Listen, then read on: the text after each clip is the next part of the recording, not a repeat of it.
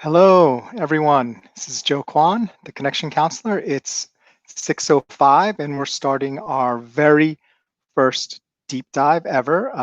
This one is on the topic of charisma. So I'm really appreciative to all of you who have joined here today. If you want, go ahead and type in the chat box over there, hello, and say hi to everyone. Okay, great. Well, it's so good to have all of you here today. We're going to get started just to make sure we stay on time. Now, one of the main themes in my book, Unlock Your Charisma, is that it can be very elusive, right? Why is it so elusive, what charisma is and what generates it? And you can even, hello, thanks everyone for joining.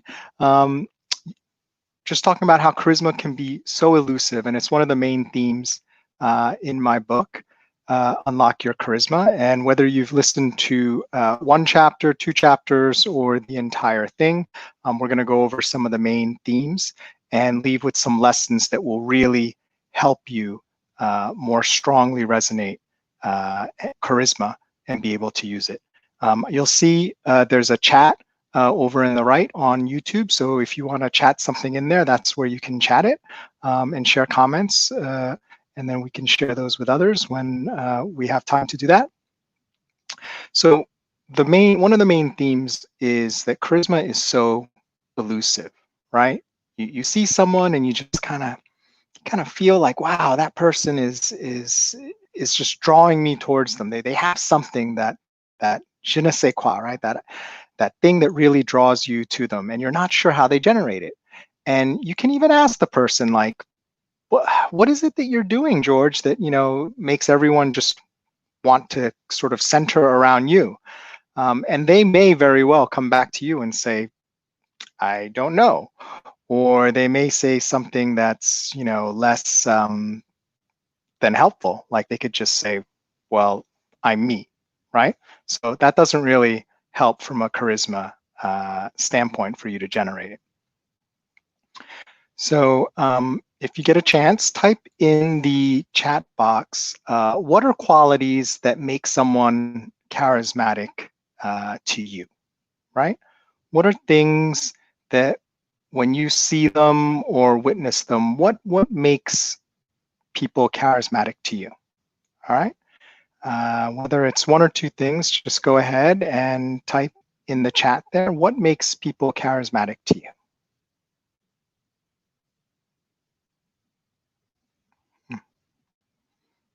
Yeah, there's lots of things, right? It could be the way they talk.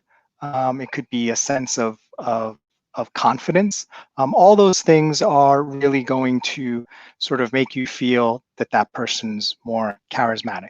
Now, the challenge is just trying to replicate those things doesn't necessarily make you more charismatic. It makes you kind of a copy of that person. And then that's really what you're going for. You want to be authentic.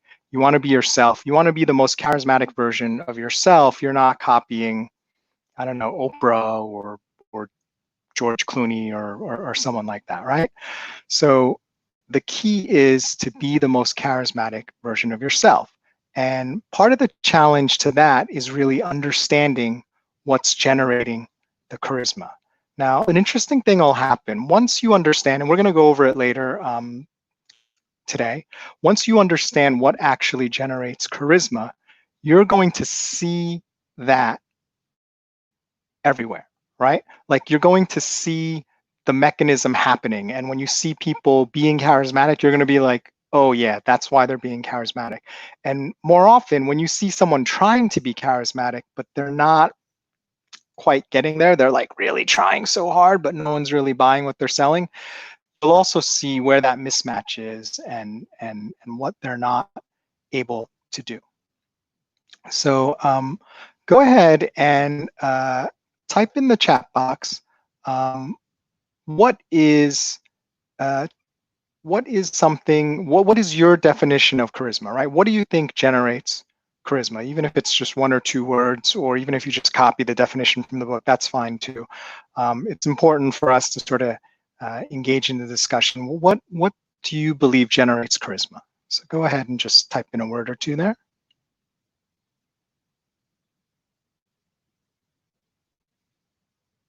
Okay. Okay. Yeah, someone who has charm, someone who's very empathetic. Yeah, those are all really sort of common sort of traits of people who have charisma. Now, the thing is, that sometimes doesn't help you either, right? Because sometimes you try to be empathetic and someone's like, "Oh, you're such a good listener," but that doesn't really make you charismatic, right? That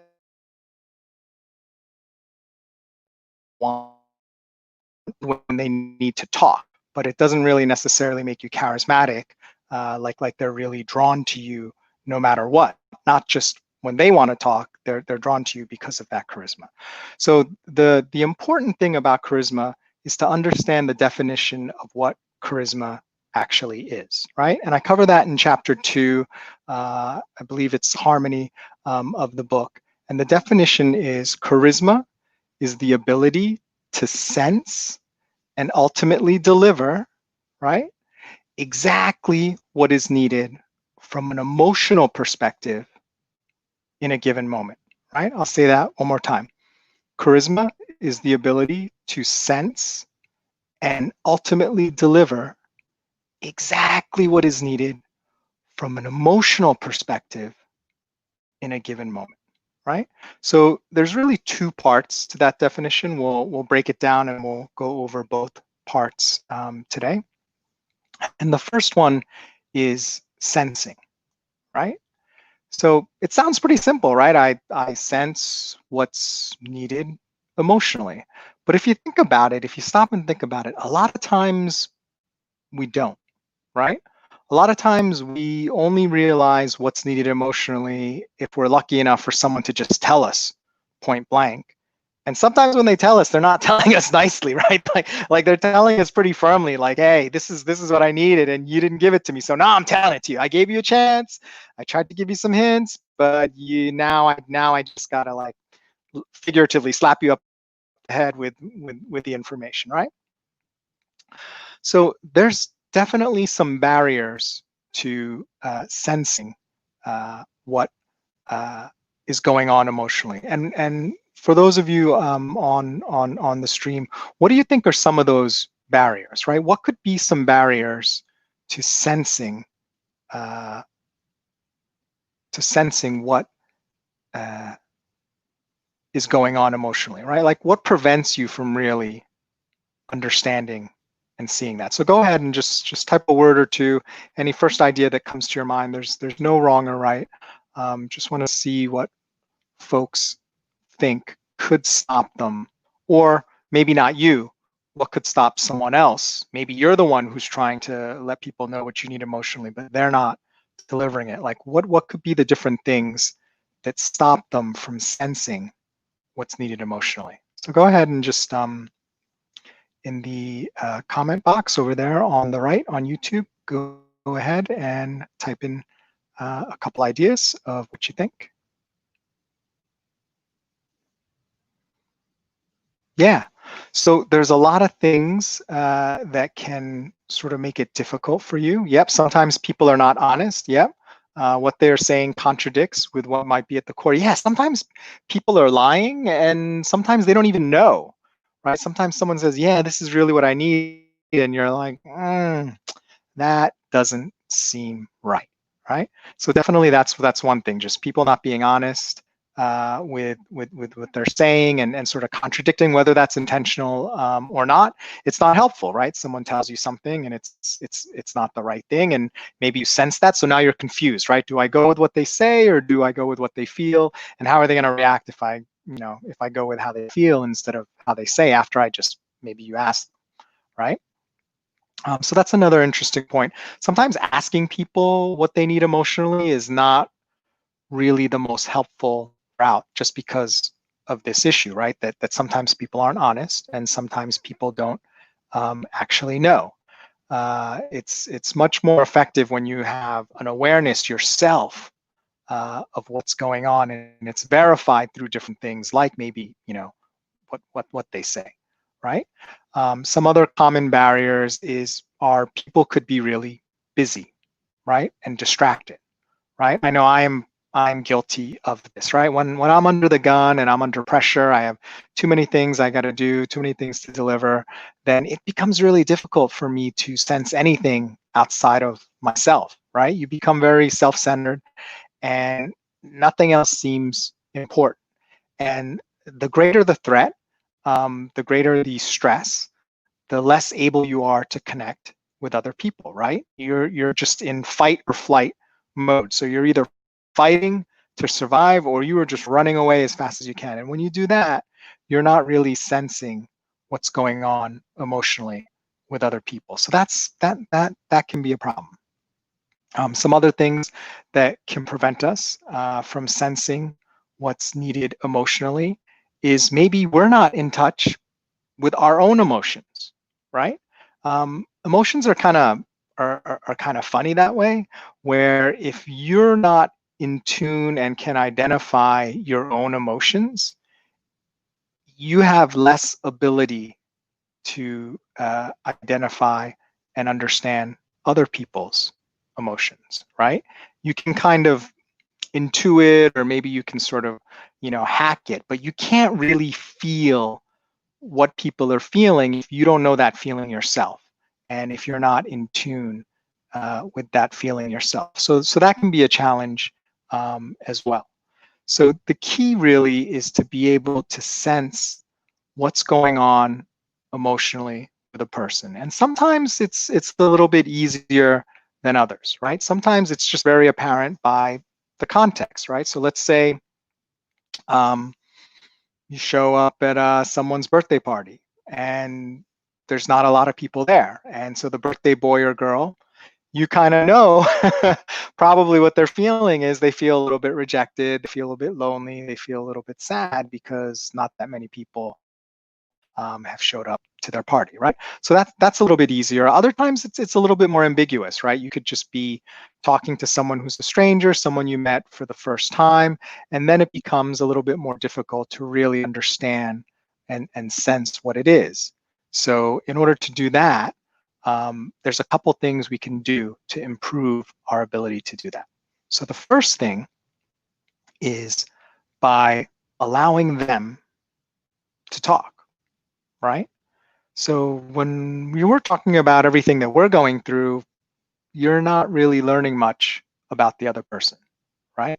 So one of the best things we can do is prompt people to share about how they're doing, how they're feeling. You don't have to, but you can even use the word, like you can even say, like, how are you feeling today, right? It's a pretty innocuous question.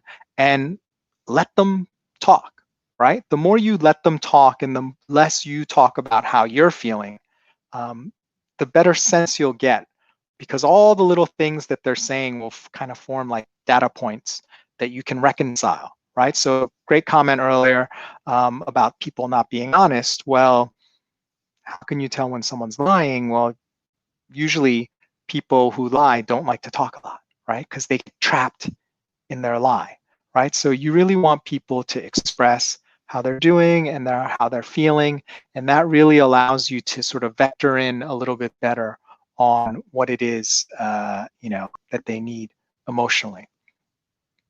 Another thing that really, really helps is to not try to sense where they are emotionally, right? When you're trying, like you'll notice this in sports, in relationships, in tasks that you're doing, whether it's writing or a math problem or figuring something out at work. Sometimes if you try too hard, it's almost like your trying is like pushing that thing away, right? Have you ever felt that you try so hard and it's just not working, and it's getting harder and harder and harder, and then finally you're kind of like giving up, and you're like, I'll just give it one last try, and you're not even really trying anymore, and then oh, lo and behold, everything falls into place and it's actually working now. Why? Did you get smarter? Did you figure something out that was different, that unlocked everything? No, in most cases, just what happened was you relaxed, right? So you relaxed and you allowed what you already know, the ability you already have, right? I call it unlock your charisma because we all have the ability to be charismatic. It's just kind of locked inside us by the habits we have, the beliefs we have, the attitudes we have, prevent it from manifesting. And one of the best ways to prevent high performance is to get tense, right? Like there isn't any sort of sport or activity where tensing up, right, all the time is good advice for high performance, right? In everything, whether it's running or whether it's skiing, tennis, you know, fighting, you know, mixed martial arts or boxing, hockey, baseball, they always say relax, right? You got to be relaxed in golf when you swing through it. It looks so powerful, but everyone who's ever tried to swing a golf club, and I'm really bad at golf, anyone who ever has tried to swing a golf club knows that the harder you try to hit that tiny little ball, the worse it goes, right? You actually have to be very relaxed, you know, and just let the motion take care of itself in your muscle memory, and then you're able to hit a really beautiful, clean shot, and you get that beautiful sound like ping, and the ball goes hopefully straight where you want it to. So that's another thing about sensing. It's really important to be relaxed because when you're relaxed, you take in the information that's coming from the other person, what they need emotionally, much more. Now, what might that information be, right? The obvious one, and from the comment earlier, which was a great comment, sometimes people lie or dishonest. So sometimes the words actually shouldn't be the main thing you rely on, right? Because the person may not know, and they may just be trying to save face, right? How many times have you felt horrible and someone asks you, how are you doing? And you're like, I'm fine, right? You're not saying that to lie, but you're kind of saying it because you don't want to put that on people. And maybe this person, you know, not to be charismatic, but maybe this person really cares about you and wants to help you and is asking you, but still, you know, we say to them, oh, I'm fine, don't worry about it, it's nothing, right?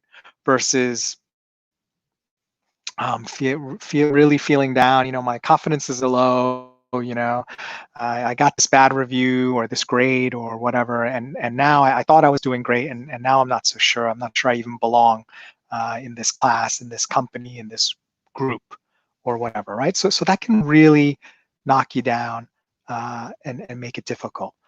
Now, what'll happen is, besides what you say, people can see from your body language, right? They can see from the way you're holding yourself. They can see from the tone that you use, and they can even see just from your general like posture and energy. And there's like a brightness about people. Like, you ever see someone who's like super duper happy? Like either they're that way all the time, or something great just happened to them, right? You don't have to ask them how they're feeling, right? In fact, what we normally do is we ask them, oh my gosh, what happened? Like, you were just bursting with like energy, and you look so psyched, you know, like what happened, right? And then the reverse is also true too, right? Sometimes you'll see a friend, a coworker, if you have kids, you know, maybe one of your kids, and they don't say anything to you, but you sense that something's not right, right? Your spider senses are tingling, and you know something's not right. And then so what do? We ask them, right? And who knows what'll come back in the answer, but we ask them like, how are we doing? How are you doing? But you know, before you ask the question, that they are not in a good place emotionally, right? So it's really important to relax, to sense where people are emotionally. It's really important to listen to what they're saying, but also to see the other cues from their body language. It's really important to let them talk, right? To be curious and just let them talk, so you can see what's going on with them rather than you just talking, you know, the whole time. So I'm going to pause for a second in case anyone has any questions about this sensing first part of generating charisma, right? So think about it. What questions do you have about sensing charisma?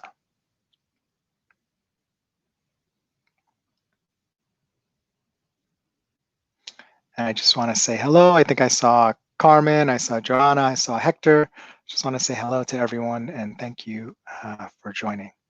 So what is it, what makes it, what questions do you have about sensing the emotional need of a person, right? What can make it sort of difficult? What can help? What would help you understand that a little bit better? So just go ahead, if you have any questions, just go ahead and comment, and I'll answer those, and then we'll proceed to the next section. Okay, so I'll just give it a moment in case anyone has any specific questions. What is it that makes it difficult to sense? What can we do better? Okay, so Chris says, sometimes, thank you, Chris, when you try too hard, you work against yourself. Yeah, math. Yeah, math can definitely be difficult, and you have to relax, right? And it's interesting that you mentioned math, because when you're solving a math problem, right, like not actually generating a math problem, and I just learned this at this great, what do they call them? Massive online courses, MOOCs.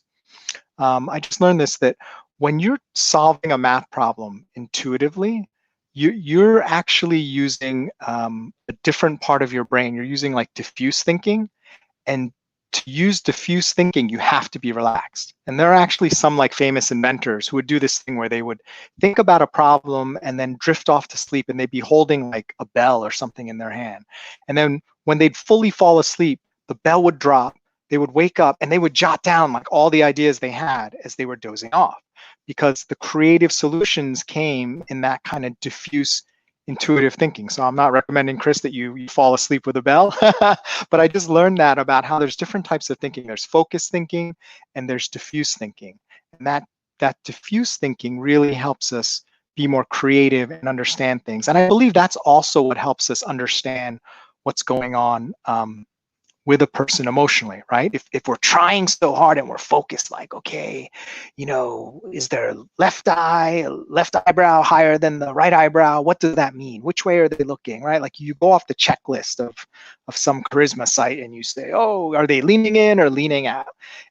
It's not really helpful, right? Versus if you just relax and just breathe, and you will sort of know, it'll come to you like, oh, okay, this is why they're feeling that way. So I have another question here. Let me pop that up there from Louise. What if someone is blind or deaf and can't see or hear another? Could they have charisma? Louise, you always have the best questions for me.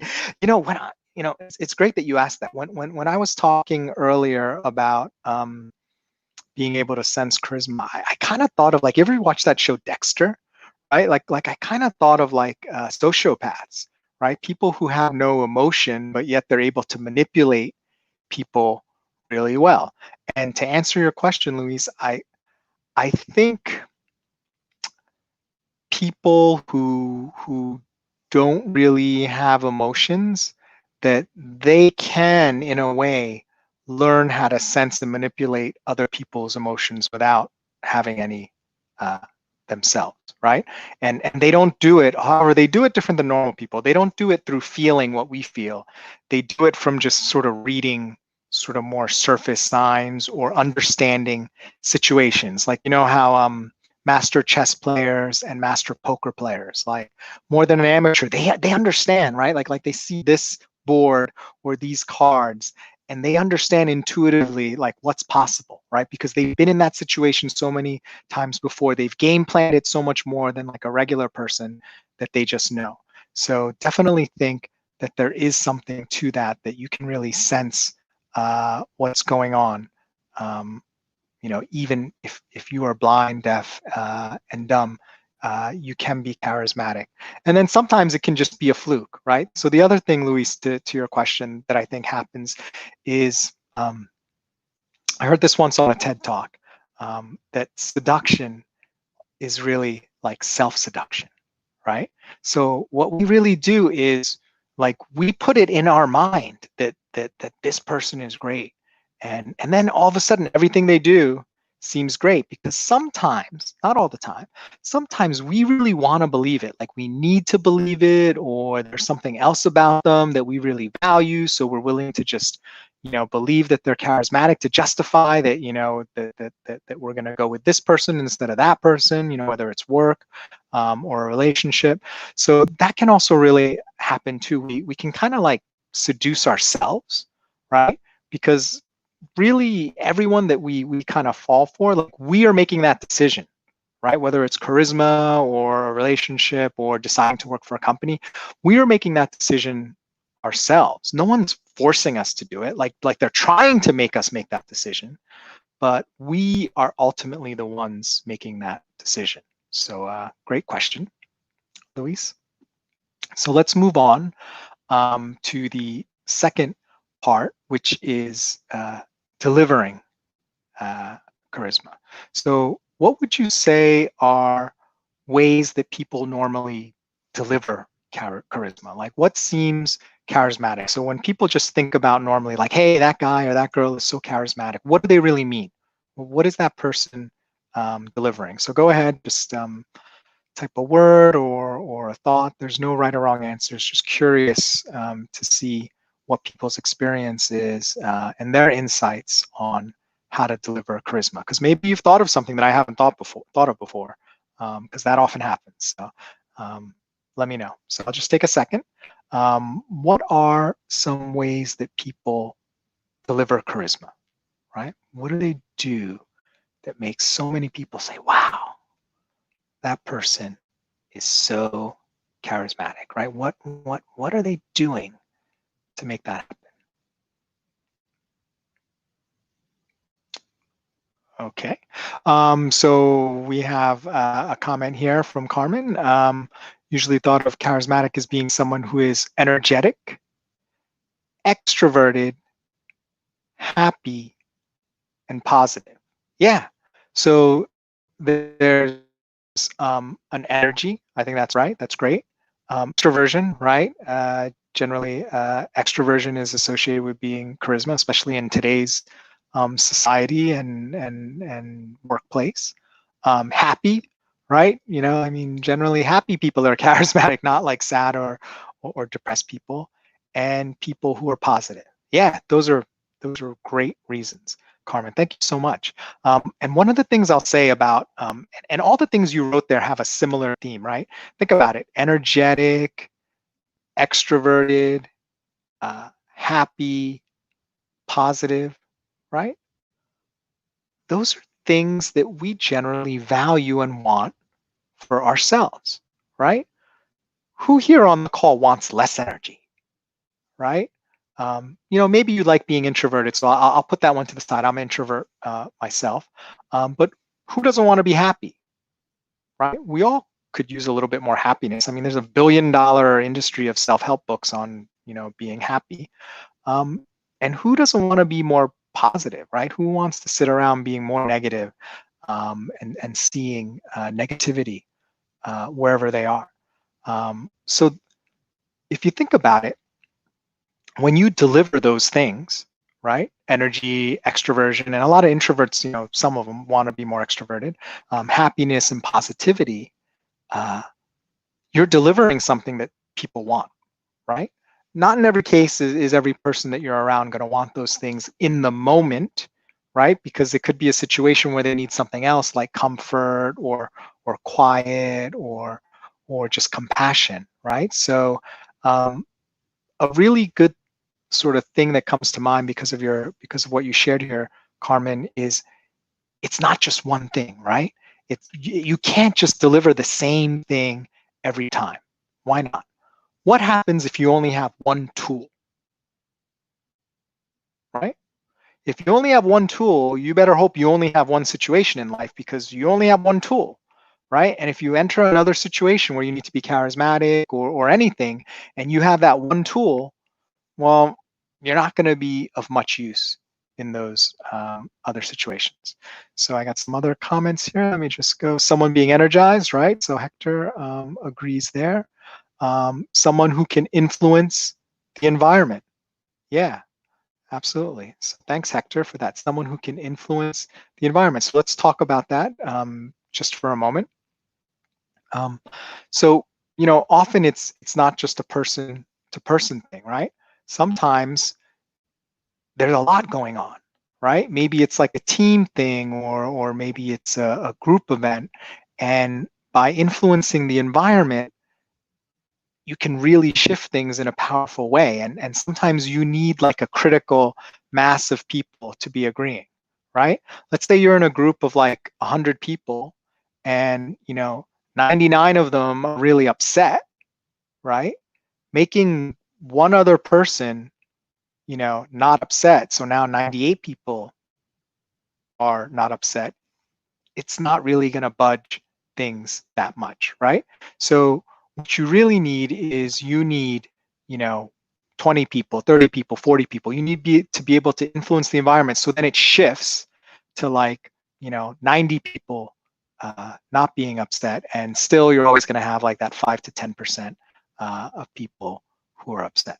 So great comment, Hector. So that can definitely be something you deliver. And Louise, someone who can connect. Oh, I love this one, Louise. I love this one. Someone who, where you believe they can feel where they are coming from, right? I mean, what is more powerful than someone really feeling seen and heard, and that where they're coming from, that they're not alone, that they're not being silly for feeling that way. When someone says to you, "Yeah, man," or "Yeah," well, I don't guess you wouldn't say "Yeah, woman," but "Yeah," I really can feel where you're coming from, right? Whether they had experienced it themselves or not, or whether it's just something that they had, experienced similarly. When they really can feel what you feel, I mean, how powerful is that? And how does that make you feel as a human being? It makes you feel special. It makes you feel validated. It makes you feel like you're connected, right? So to Luis's other comment, you are connected. So that's super duper powerful when you deliver that sense of where I understand where you're coming from. And just wanted to share with you, just because of Luis's comment, I did this crazy exercise. It was called eye gazing when I was at a conference in Chicago.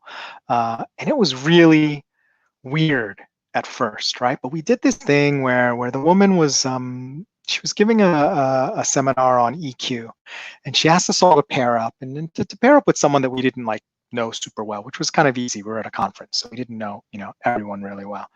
So we paired up, and I paired up with this one individual, and then they said, sit facing each other with your knees, kind of like not touching, but like kind of right in front of each other, right?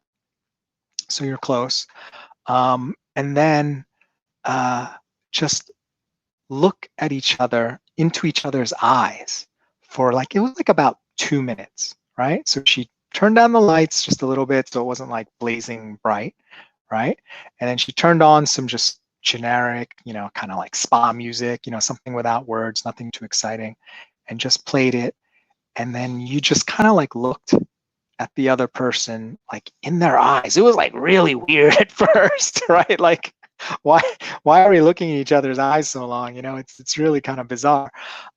Something happened. I gotta tell you, something really powerful happened within that 2 or 3 minutes, where you just started to like kind of sense a little bit more deeply something about the person. Right? Nothing like specific, but it was like very like kind of subtle, and you just felt connected, right?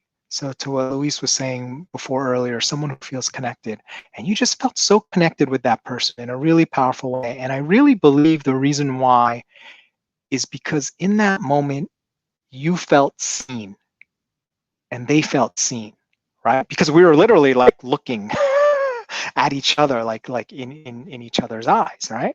So that's definitely very powerful as well when you can connect with someone and deliver connection, right? Connection is very charismatic, right? And I would say to you, going back to the whole like kind of self-seduction kind of thing, when you feel someone is charismatic, who doesn't care about you and isn't connecting to you, right? And that's not what's generating you to feel they're charismatic. What's really happening is you're doing it to yourself, right? You're making yourself believe that this person is charismatic because they haven't sensed anything about you. They could care less who you are, and they haven't actually delivered anything to you personally, right? They're just doing something that you think is really cool, or for whatever reason, you know, anything they do is going to be like, oh, it's amazing, because you were just so dead set on like liking this person, choosing this person, feeling they're charismatic. I mean, we've all done this, right? Like we all fool ourselves, and then later we regret it, and they're like, oh, how could I have been so stupid, right? So it's not something to be embarrassed about. It's a very kind of human kind of way of being, but it's important to understand what's actually going on and why it's happening. Because once you understand it, just like once you understand charisma, you'll be able to catch it. You'll be able to see it. Now you'll be able to decide, okay, maybe I want to continue fooling myself because that's what I need right now. Or maybe you say, you know what, let me just, you know, relax a little bit. Let me just reconsider. Let me separate from this situation, think more clearly about it, and re-engage when I'm ready, because I don't want to make this mistake. I don't want to give someone more credit than they deserve for how they're treating me and how charismatic they really are. So Chris had a comment here. Change your body posture, stand up straight and relax your shoulders. Yeah, that definitely helps you deliver charisma. And I just want to put a finer point on Chris's comment, which I 100% agree with. And Chris, you have very good posture. I've seen it myself. Is it's not so much that the body posture sort of magically creates something for the other person, right? I think what's actually going on is internally, when you feel confident and proud and comfortable, right? You develop this more relaxed and confident posture, which people respond to, right?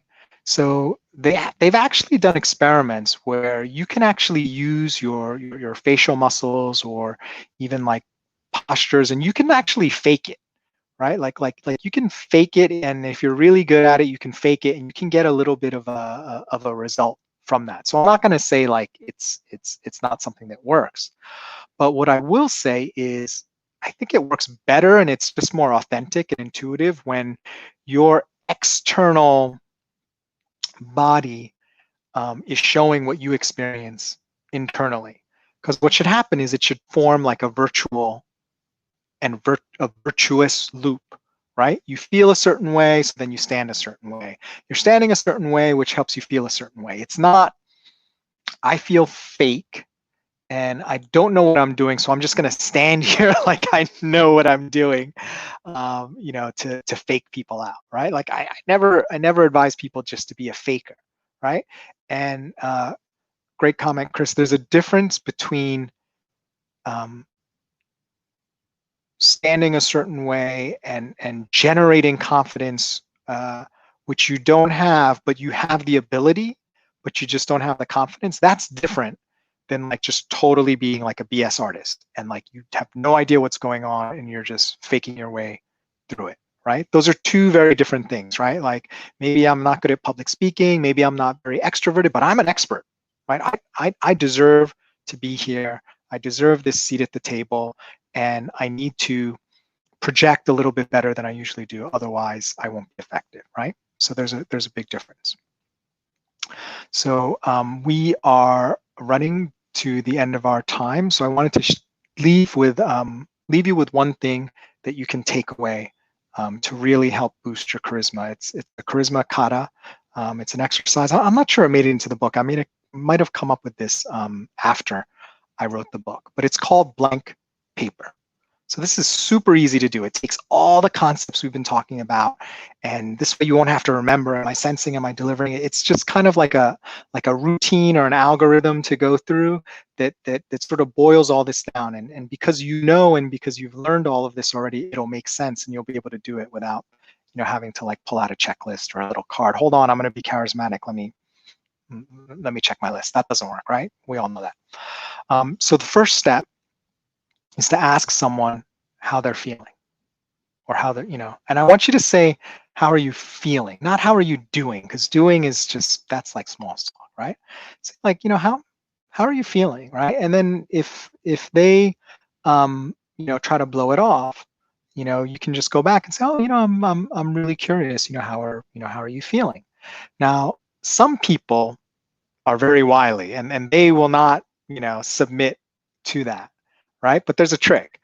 Those people are also always, they have to be right, right? So what you can do with those people is you can tell them how you think they're feeling. And you can even say something that's totally, like, probably not right. You can say something that's totally off base. And guess what? They will be compelled to correct you, because they always have to have the last word and tell you. So no, that's not how I'm feeling. This is how I'm feeling, blah, blah, blah, blah, blah, right? Either way, mission accomplished, right? So now they're talking about how they're feeling. So that's sort of the first step.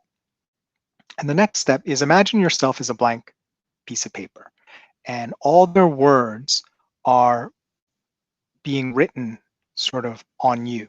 So everything that they're saying is just being written on you, and you're not saying anything, right? You're paying attention, you're nodding your head, you're making sure they know you're paying attention and understand or interested. And you may say something like, tell me more, or that's really interesting, what was it about that? But you're not generating anything yet. You're just helping pull out everything. So your paper is getting full. They're writing, talking. So you, as a blank piece of paper, you're getting written on. So what'll happen is, during this conversation, all of a sudden, you will start to intuit, you'll start to sense what's really going on with them, right? You'll start to get a feeling that, like, oh, they're feeling really insecure, or they're feeling really kind of frustrated, and it'll just happen for you, because you've been sensing it by paying attention, being quiet, letting them talk, and not just listening to their words, but as we talked about earlier, also just relaxing and taking in all the other information that's coming in from their body language, their tone of voice, their posture, their attitude, right? So when the paper's about half full, and that shift kind of happens, at that point, and only at that point, do I want you to engage, and then start talking about how they're feeling, and if there's anything you can do to sort of, assist with that, or, help with something. That's when you do it. But only after you just let them go on first for a few minutes, or however long it takes. Most people, they'll go on for a while if you let them. So really the challenge for you is to control yourself, right? And not be like, my turn, I got to talk, right? The challenge for you is to be that blank piece of paper until it's your turn to go. And what you'll notice is, without having really done much, they're going to feel like, wow, that was a really great conversation. I really enjoyed, talking to you. And you did get to talk. It wasn't like you were silent the whole time, because that doesn't work either. But they will really feel more connected to you, and you will feel charismatic. So when you get a chance this week, I would love for you to try that with someone. And you don't even I wouldn't tell them you're doing it. Just, talk to them and just do it. It just takes a few minutes to do this. And let me know. Let me know in a week. You can email me, or we can, talk at our next meeting, and let me know what your results were. So I have one request, and I'm trying out this new technology. For those of you who haven't, please join Team 100. So that's my effort to get 100 reviews on my Amazon book, Unlock Your Executive Presence, which all of you should have a copy or a pass to get a free copy. So if you get a chance, if you've read it already, just go ahead and leave just a very quick review. Even just 2 or 3 sentences would be helpful. Really trying to get more reviews.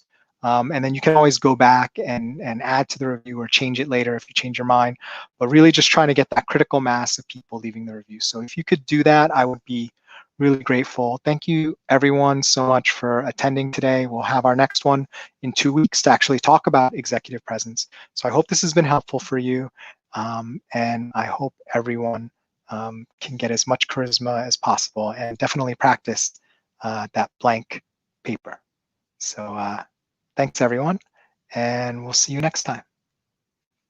Bye.